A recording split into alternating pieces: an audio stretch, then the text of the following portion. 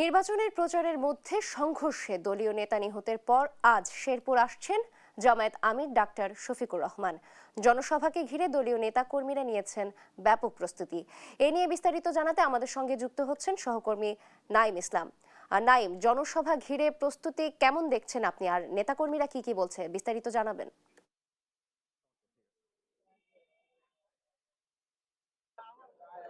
আমি এই মুহূর্তে আছি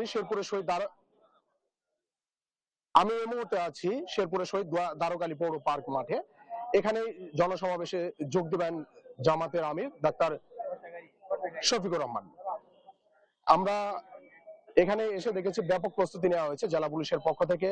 আইন শৃঙ্খলা বাহিনীর নিরাপত্তার চাদরে ঘিরে রেখেছে পুরো এলাকা এবং সকাল 9:30 নাগাদ হেলিকপ্টার যোগে জামাতের আমির ডাক্তার শফিকুর রহমান গত 28 ফেব্রুয়ারি যিনি নিহত হয়েছেন এখানকার জামাত নেতা মাওলানা রেজাউল করিম, তার গ্রামের বাড়ি গোপালখিলায় তিনি যাবেন এবং পরিবারের সাথে সাক্ষাৎ করবেন, কবর জিয়ারত করবেন এবং স্থানীয়দের সাথে কথাবার্তা বলবেন।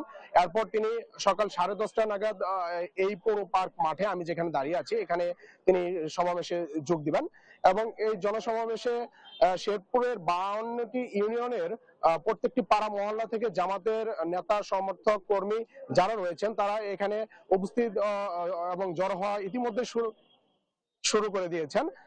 এবং